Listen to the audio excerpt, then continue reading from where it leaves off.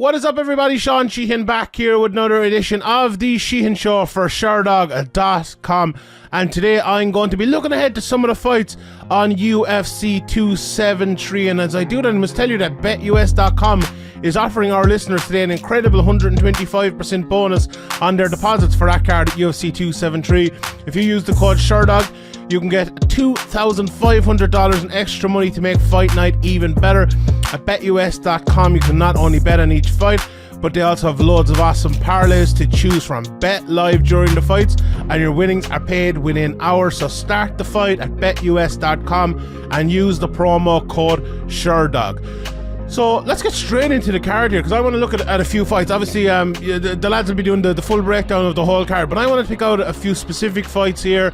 I want to break them down and I want to talk about them, because you could almost pick out 10 fights in this card, honestly, to do it with. This is such a great card with such meaningful fights, such important fights, and even, you know, some up-and-comers who we're obviously going to be talking about for the next few years. One of them is Garry, which I'll get to second here. But the fight, I think, apart from the two title fights as well, which we will talk about, that stands out here is Gilbert Burns versus Khamzat Chimaev, because this is your old school proving ground fight.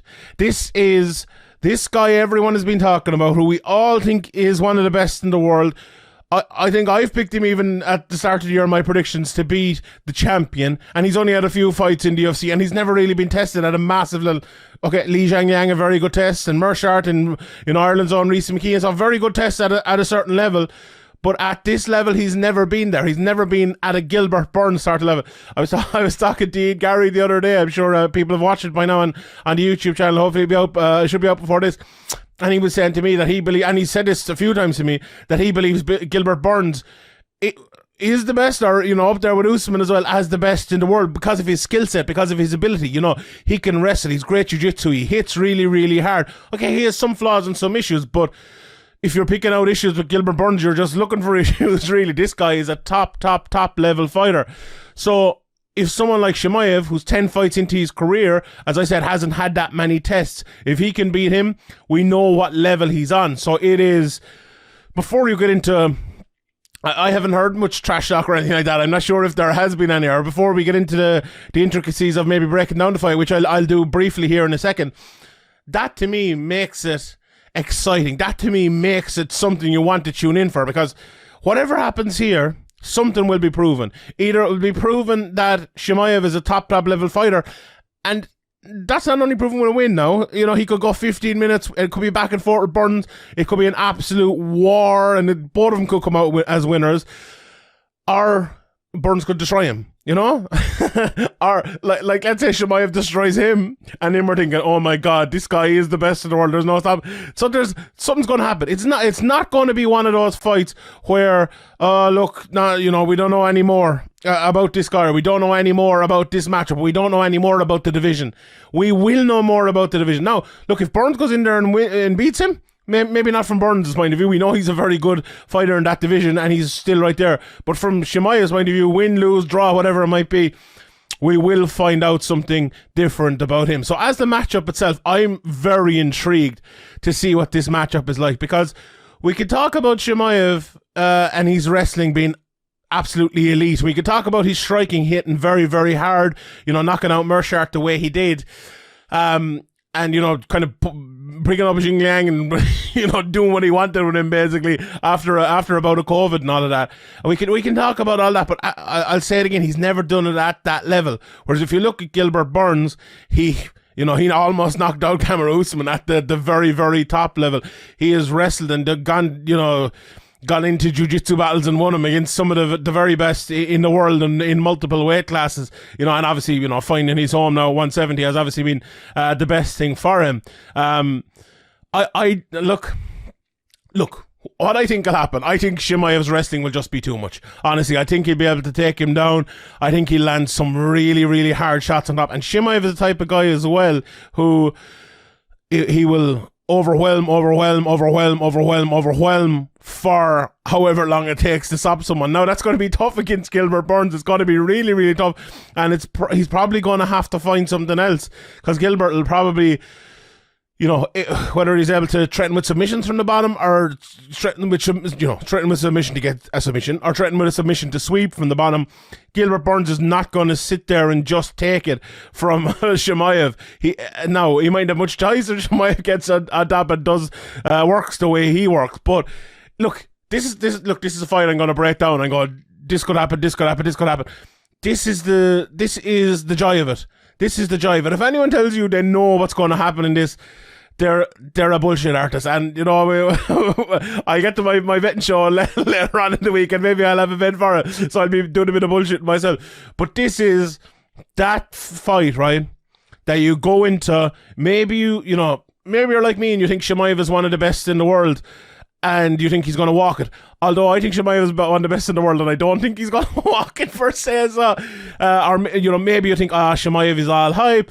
Gilbert Burns has proven it at the very top level. This guy is legit, and he's going to, stop the train or whatever it might be. So someone's going to find out something, lads. Someone is going to find out something. I'm really intrigued to see how it goes. In the striking, I'm also intrigued as well, because it's hard to know. When you're Chimaev, right? What was the fight the other day? It was in Cage Warriors, the Justin Burlinson fight against Skiba. Skiba's a really, really good wrestler, and he lands a lot of strikes because he can do that. We've seen it down through the years with lots of different fighters. Even someone like a GSP or someone like a Johnny Hendricks is a very good example. When he was coming up through the ranks at welterweight, he was knocking lads out because they were kind of afraid of his wrestling, leaving shots up. And look at Habib versus McGregor in the second round, wasn't it? Where he almost, where he knocked down McGregor, or stumbled him badly at least anyway.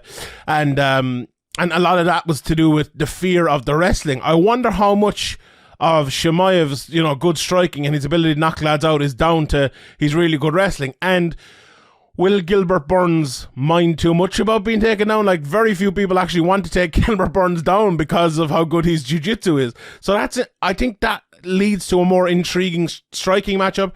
And if let's say Gilbert Burns, right, he decides, right, if I'm taken down, I have ways around it, I'm going to use my jiu-jitsu, I'm going to do whatever I'm going to need to do. Whether it works or not, if he convinces himself of that and strikes normally on the feet, I'd be very interested then, with that proviso that Gilbert Burns is striking like he would normally strike. I'm very interested to see how that striking matchup between Burns and Chimaev would go, because Burns is very, very good. I think that big left hand, big power shots. He can jab, he can do it all. I love the way he hits to the body at times as well. And, he has the threat of a takedown as well against most guys. Now, will he have that against Chimaev? Maybe not, but that's the fight that I don't think we've seen Chimaev in yet, if you get me. Like, we've seen people strike with him, but how many of those people have been completely nervous about being taken down while striking? If Gilbert Burns isn't nervous about that big takedown, will he be as nervous? Will he be better at the striking than, say, other people are? Now, he will be, because he's a better fighter than all the other people that Chimaev has fought. But that, to me, that's one of the standout things here, I think, that I'd be looking for coming into this fight. That's one of the things that I think might play a factor into a win for Gilbert Burns if he does get the win. Now, look, I would say the most likely trajectory is Khamzat picking him up, putting him on the ground, and him landing lots of shots. But I'll say it again, easier said than done against Gilbert Burns. This is an absolutely fascinating fight, and I absolutely can't wait for it to happen. It's going to be great. It's going to be absolutely fantastic. Before I move on to the next fight, just a quick shout out again from BetUS.com. UFC 273 will be absolutely more fun with BetUS.com. Use that code Sherdog and get 125% bonus up to $2,500. Absolutely incredible. I'll talk about Volkanovski in a second, but he's the clear favourite of the Korean Zombie, so get in now or even choose to bet on a win by a TKO KO. Increase your winnings. At BetUS.com, you can make the fights even more fun by betting through the fights. Start the fight at BetUS.com and use the code Sherdog right now when you're signing up. So Ian Garry, obviously I talked to Ian the other day. I talked to Ian before all of his fights. Literally every single one of his professional fights. I talked to him before he made his pro debut. I even talked to him before one fight that was cancelled. So I've had more interviews with him than he's had fights, and it's great. And look, for a time, I actually didn't say this to him on the interview, because I went like 10 minutes over my time as us dirty journalists did to do. But there was a couple of fights there, and I mentioned him in a previous interview. And he left his team in Ireland in Team KF. He went over to train in Sanford MMA, and there was one fight where he literally had no corner. He had to get Paul Hughes, one of the other top prospects coming out of Ireland, to corner him for his Cage Warriors title fight against Jack Grant. He was only a few wet weeks over in Sanford MMA for his debut. He wasn't bedded in yet. And I feel like my 2 interviews with him and him around those 2 fights were not the same Ian Garry. If anyone knows Ian Garry, and as I said, I talked to him multiple times, he's a fun, vivacious, happy, just a lovely lad, a real lovely lad. And not to say he wasn't a lovely lad around then, but it felt like there was a bit of negativity around him, but I feel like that's gone now. I talking to him this week, he just seemed happy. He was talking about being out in Florida in the sun. He was playing golf more, he's been playing golf more. He's like saying everyone in Ireland is jealous of him in the sun and it's freezing cold over here, which, you can't disagree with him with that one. But I think Ian Garry is one of those things, one of those fighters that you've heard people say before, a happy fighter is a good fighter. And I think that will be the case with Ian Garry. Another thing that I loved that he said to me in that interview was, I asked him straight up, what did he think his performance against Jordan Williams? And you'd be able to listen to it and maybe put in the clip or something, but he said it was a terrible performance or something like that. And I was delighted to hear that, because show me someone who wins a fight and is unhappy with their performance, and I'll show you a winner. That is one thing. Or even someone the silver medalist at the Olympics, and they take off that medal and they're mad. That's a winner to me, and Ian Garry won that fight, and he still ain't know and everything like that. But winning a fight like that, knowing what went wrong, seeing what went wrong immediately, and knowing you have to improve, I think is a massive thing. And he's with Sanford MMA now. He had a very good team over in Ireland with Team KF. They have done great things recently. The Cage Warriors there last Friday night. They had loads of good wins. So they have a very good team. So, absolutely no disrespect to them and all. I'm sure if he was still with them, he'd be doing great things as well. But in Sanford MMA, you're training with Gilbert Burns. He was telling me about Kamaru Usman being on the mats a couple of weeks ago. One of my favourite fighters, Jason Jackson, is over there. Logan Storley fighting for the Bellator title only in... it's only a few weeks away now. So those guys are all preparing, and I'm probably leaving out 50 of Vicente Luca, who's fighting next week. I think he's there as well. And a multitude of other people in that gym. Cyborg, the great jiu-jitsu artist from back in the day, he's in the gym as well. And I saw Ian was training with him probably a few months ago now at this stage. But that is the sort of training, at your weight class as well. It's not only, he's not in there with flyweights or heavyweights or anything like that. All, middleweights, welterweights, lightweights, it's mostly welterweights, all the ones I named there. That is unbelievable training for a guy who has an elite athleticism from what I've looked at him. Very big, very strong, very quick. Like, I actually didn't get a chance to ask him, but I feel like Ian Garry doesn't have long left at welterweight, honestly. I feel like, okay, he probably has a couple of years, but I think he'll be a middleweight. He's just too big, and it's not that he's tall. Like, I've interviewed MVP as well, and you stand like I'm 6'3", and MVP towers above me. I'm like, how does this guy make 170?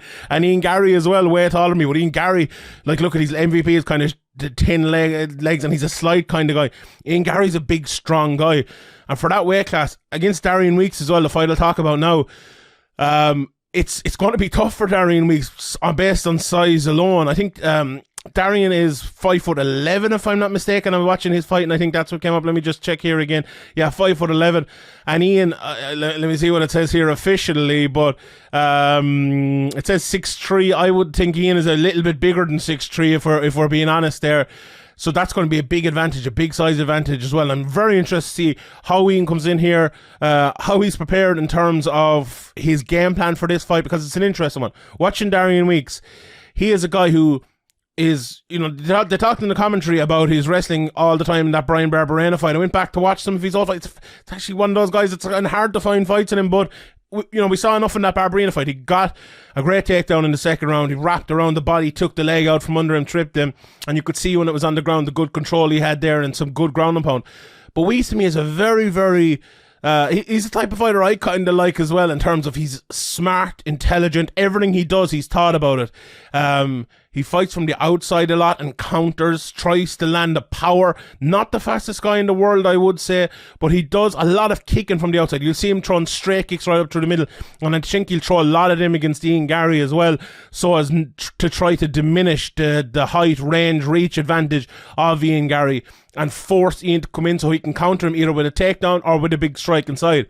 Whereas for Ian, I think he'll be trying to kind of take a step inside those kicks where he has an advantage in length and where he'll be able to jab him to the body, jab him to the nose, and kind of dance away outside him, because Weeks isn't the type of guy who'll go looking for you. Now, you know, maybe he'll change things up and fight that way against Ian Garry. He's only 6 fights into his career, so, you know, some fighters fight differently in all their different fights. Some fighters fight differently, obviously, for different sort of opponents, or you know, we'll see something from him this quickly into, or this you know, early in their career that we've never seen before. But from what we have seen, I think Ian will try to use his speed. I think he'll try to fight on the outside, jab, jab, jab, jab, break that nose, hurt him from the outside and land shots there. The last one we saw, obviously, he let Jordan Williams come in, countered him and knocked him out like that. I don't think he'll be doing that against Darrion Weeks. I think this will be a more offensive game for Ian Garry. You could see head kicks from the outside, even like a few low kicks. Use that advantage, use that length, you know, keep that face intact yourself and bust up his as you're doing it. And with his size advantage, with his skill advantage in the striking, I think he should be able to do that. And you know, I haven't seen the odds yet, but I would guess Ian Garry will be a big favourite in this one. And I'm looking forward to seeing what is next for him. I think it'll be a big year. You know, he's been kind of, you know, he has been out of the limelight a little bit since he won the last fight. Like, if you're comparing it to Paddy Pimblett, like, Paddy's all over the place. He's with Barstool. He's doing this, that, and the other. Whereas Ian won the fight, won it impressively, did a couple of interviews and stuff like that. But he did an interview with Ariel, I think, back in the day. He did an interview with me, back after the fight, he did an interview with me, and maybe he's done someone else in between. Maybe he's done one or two, but he hasn't been all over the place anyway. I think everyone would agree with that, and I think that's a good thing. Honestly, I think that's a good thing. Concentrating your fighting, concentrating your improving, concentrating your new life. He's just after getting married as well, moving country, new gym. That's a lot to concentrate on. You don't need every other distraction in there as well. So, big time for Ian Garry. Looking forward to seeing how he goes in there. Right, let's talk about the 2 title fights. Before that, I want to give a quick mention to Mackenzie Dern versus Tecia Torres.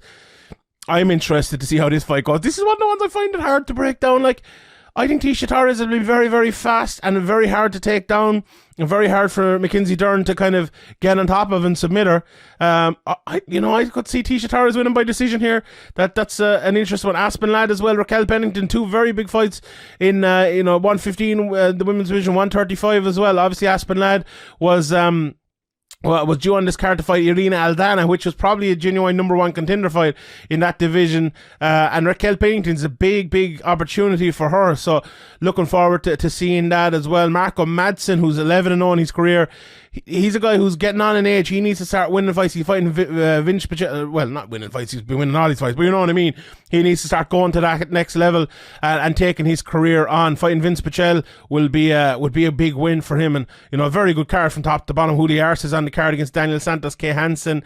Alexei Olnik is fighting now Jared Vandera. He was supposed to fight, obviously, Ilir Latifi a few weeks ago. Then he was supposed to fight him in this card, and that fight is out now. Actually, just before I recorded this, a couple of days maybe, Kelvin Gastelum versus Dricus du Plessis is off as well. So, we never know. Maybe some of the fights I'm talking about now are already off by the time this comes out, but that's the world of MMA, and that's these things happen in MMA. So let's talk quickly about the 2 main card fights and the 2 title fights. I'll leave Yan versus Sterling to the end, because I feel like that's the one I have maybe the most to say. Whereas the Volkanovski Chan Sung Jung fight, look, I went back and I watched a few Korean zombie fights, and look, there's probably no need. I've watched him so many times at this stage. We know what he's good at. He takes his opportunities. He comes forward. He lands lots of shots. He takes lots of shots himself at times, but he can come through him. He can fight in all areas. You know, he's a few takedowns if he needs them. Obviously, we've seen his jiu-jitsu with in the Leonard Garcia fight with the twister and all that. We've seen him obviously down through the years having lots of success in lots of different areas of lots of different fights. recently obviously fought Daniga back in the summer of last year, lost to Brian Ortega before that, and it was back in 2019 that Frankie Edgar fight, who I actually watched this week, and look, it says more maybe about Frankie than anything else that fight. He just kind of ran through Frankie, and it was, I fought Moicano beat him before that, and then it was the Yair Rodriguez fight, so it's hard to know, I think, where the Korean Zombie is right now. The Daniga fight is obviously a very good win in that division, but I don't think Daniga is right there at the very top, although I have a lot of respect for Daniga. I think he's a tremendous fighter, actually probably a little bit underrated. But when you're going in there against Volkanovski, like, he wouldn't have been getting this shot, I think we all agree with that, unless Max Holloway pulled out and then the fight was cancelled and put a little bit down the line. Look, is that advantage or is it a disadvantage for him at 35 years of age, or is it an advantage or a disadvantage for Volkanovski, who was supposed to fight back in it's only a month, I suppose. It is only a month, but it was cancelled a little bit before that.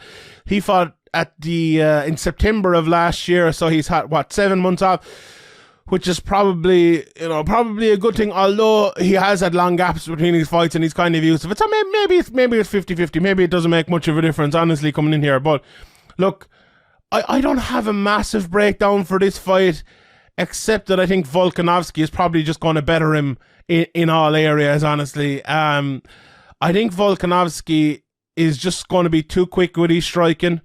I think in the clinch positions as well, if it gets there at any time, which I think it will, with a guy especially like Chan Sung Jung, who will come in and try to strike with Volkanovski and try to maybe get on top of him in the striking, in the close striking realm, to kind of push him against the cage, to try to work him out a little bit like that, especially if Volkanovski is winning the striking exchanges like that. I feel like Volkanovski is very strong and is able to push off and look on the ground as well if it does go there. We saw how good his defensive jiu-jitsu is against Brian Ortega, and was it the 4th round where he almost had him one of the rounds of the round of the year for last year. I think everyone would nearly agree with that. So look, it's a fight going back watching both guys, that once you realise the level that Volkanovski has gotten to and the level of people he has beaten, I think it's hard to pick Chan Sung Jung in this fight. But Volkanovski is one of those guys, right, where I think it's hard to understand how good he is, if you get me, because he doesn't do anything spectacular. Like, if you look his last 4 fights, Holloway, Aldo and Ortega, obviously the Holloway, the 2 in the middle, all being decisions, 2 of them very close. One split decision against Aldo, but obviously very close in that one as well. And okay, he knocked out Chad Mendes before that, and then you're going down to Elkins Kennedy. So at the top level, he's gone to decision in every one of his fights. But against really, really top good fighters, Aldo, Holloway twice, and Ortega, and Ortega, we've seen what Ortega looked like when he came back from that time out. That is top level stuff. And maybe we don't appreciate him for that. Like, I see some pound for pound lists out there, and I don't know, maybe even the Sherdog, maybe I'm giving out to the lads like that, but I think Volkanovski should be right up there. Like, I think he should be over Adesanya and others like that, because not only his ability, but his level of competition as well. It was something that people always gave out about Demetrius Johnson for. I think his level of competition was a lot better than people made out when he's beaten the likes of Haraguchi and Benavidez and Cejudo and others like that. But I digress on that one. But you don't get much better than Holloway twice, Jose Aldo and Brian Ortega, especially if you're a middleweight. You're not beating guys that good if you're fighting a middleweight. They don't exist there, unless you're beating Adesanya a couple of times. But he can't beat himself. So yeah, I think, look, the whole point there is it's hard unless you're a Patrick Wyman or a Luke Thomas or someone like that who's breaking down the very intricacies of the beautiful striking of Volkanovski, and his quick movements inside, his feints, his his kind of double jabs to the body, and he shots up the top, which I love watching. And I would spend an hour probably breaking them down and go and watch 20 of his fights or however many fights he's had and talk about it all like that. But I like to talk about kind of the outside and the overall view of the fight, how it's seen to like the layman, even maybe not the intricacies of the detailed and analyst. There you go, pundit, analyst. I got it out. That one nearly went badly wrong. And for that outside kind of view, for that overview, maybe Volkanovski, it's simple to say this, he's very good, and I think he'll win the fight by just being the better fighter overall. But not that's, I don't mean, I hope I'm not coming off as negative to Chan Sung Jung or anything like that in there, because he is very, very good as well. Right, let's talk about the bantamweight title fight. And I went back and I watched this fight. First of all, I don't know what I said at the time now, and someone could bring this back to me, but God almighty, did Aljamain Sterling play that up or what? And now I'm all for the sport being safe, and I've talked about it for years and everything like that, and there was no doubt that he definitely played it up. Like, he's even kind of playing it up himself now, saying he won the Oscar and all. So I think it's fair game. I think it's fair game at this stage. But maybe not. Maybe I'm wrong. Maybe I've gone too far. But he definitely played it up. But in that fight itself, obviously I haven't watched it back. It was a very interesting fight because I said it lots of times, and I said it with the Aldo versus Font fight, and even Kai Kara France recently in that great win he had over Askar Askarov. The ability to change in the middle of the fight and to change things up and take it from somewhere where you're losing a technical fight, or you're losing a tactical fight. Sorry, not technical fight, a tactical fight, to go and be winning it is a massive thing. Now, Yan has done that in almost all of his fights. It feels like Yan purposefully loses like half a round to see what you're good at, and then just takes you apart and doesn't allow you to be good at it anymore. I don't know if other people agree with that or not, but that's how it felt against Aldo a little bit. That's how it felt in this first fight. Now, obviously, we know what happened with the illegal knee and the disqualification, all that. But that we're talking about the next fight. And we're talking about the tactics of the fight here, so we can leave that aside for a while. I find it very hard to see how Aljamain Sterling can fight better than he did at the start of that first round and keep it going throughout the 5 rounds, unless he gets the finish early. And if you're Aljamain Sterling's coach and you look back at that fight and you're very, very honest with yourself, maybe that's the move. Maybe the move for Aljamain Sterling is go all out for an early finish. Whether it's a takedown, try to get him down and try to submit him. Now, anyone who's watched the Magomedov fights, is Magomedov the right name? It is the guy in Bellator. It is. And I've watched those 10 rounds, I think, maybe 3 times now at this stage. If they fought twice. We see what Yan is like as a takedown artist, or as defending takedowns against the takedown artist. You can get him down sometimes, but it's damn hard to keep him down. But maybe early, maybe that's the way you do it for Aljamain Sterling. Like, look, if Aljo can fight the way he fought early in that fight, bring the pressure, bring the pace, keep going for 5 rounds, and keep fighting that way and keep winning that way, look, he'll win the fight. But can you do that against Yan? Like, when Yan starts landing those double jabs to the body, when he comes with those hard right hands over the top, can you keep doing it? The massive, massive, massive problem for Aljamain Sterling is as well, he lands 10 shots, right? And he's winning, and Yan lands 1, and then Yan is winning. And I'll badger on about the judging criteria all the time again. That's how you win fights via the judging criteria. You don't win with 10 punches, you win with 1 impactful one. And that is a thing that's very, very hard to live up with against Petr Yan. Look, these fights invariably go to a close decision. Now, okay, it could be a finish. Not 9 times out of 10, but a lot of the time. Just spoke about Volkanovski. His last 4 fights have all gone to decision. If you look at historically some of the biggest fights between the two most technical people in the divisions, they go long, they go to a decision. If this one goes to a decision, now I'm not saying it will, but if it does, that power advantage that Yan has, or at least a perceived power advantage, and I think it's more than perceived, I think it is a power advantage, that will win him rounds, and that will win him fights. And against most other people, Aljamain Sterling would probably have that advantage, whether it's with the power of the strikes or whether it's with his ability to take guys down and land vicious ground and pound or put him in peril with very, very good submissions. But Petr Yan, he, there was a one stage during that first round, obviously, he hurt him towards the end and stuff, but he landed 1 right hand, and it was maybe 2.5 minutes in. I didn't write it down now, but it was a good bit in. And Sterling had been winning, and it was just like, well, Sterling can't land a shot on Yan like Yan just landed on Sterling, unless, you know, it's the Marlon Moraes knee knockout sort of a shot. He just can't do that, and that's a massive advantage for Yan. And I think that also, if you're being truthful, if you're preparing Aljamain Sterling, or if you're Aljamain Sterling yourself, I think being truthful to talk about that, going to a decision, talk about how Yan winning the fight in that manner, I think maybe, you know, going for that finish. And it's not like he won't be going for the finish, but you know what I mean. You know, your plan is to finish the fight. I think that is probably the way forward for Aljamain Sterling, because I find it very hard to see him out tacticking or out techniquing Petr Yan. I find it very hard to see him out cardoing Petr Yan, and I find it impossible to see him out pointing Petr Yan. So, you know, it's a fight I'm really looking forward to. Look, it's the sort of one. No one expects Aljamain Sterling to win this, and no one. Look, I actually picked him for the first one, so it's not as if, you know, I'm, you know, a massive Petr Yan fan and I don't like Sterling. I'm a fan of both of these guys. I think they're both very, very good fighters, top level fighters. I wonder, can Sterling change something, or if he's seen something in the first fight, or can adjust on something in the first fight to make this fight closer, to do something else to get closer to Yan in some areas. That to me is a very interesting part in this. If he can, we're in for a classic, and if he can't, I think Yan will maybe run away with it in the end. But look, it's one I'm really, really looking forward to, and I absolutely can't wait.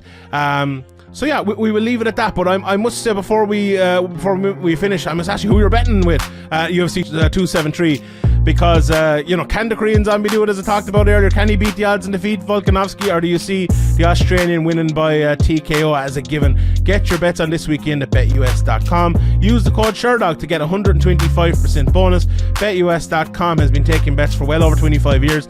And there's a reason it's the #1 UFC sportsbook with more betting options, live betting at games. BetUS.com is your new home for UFC betting. Start the fight at BetUS.com. Use that code Sherdog, SHERDOG. Right, everyone, let's leave it there for today. My name is Sean Sheehan for Sherdog.com. Use that code Sherdog over at BetUS.com again, and I'll see you all next time.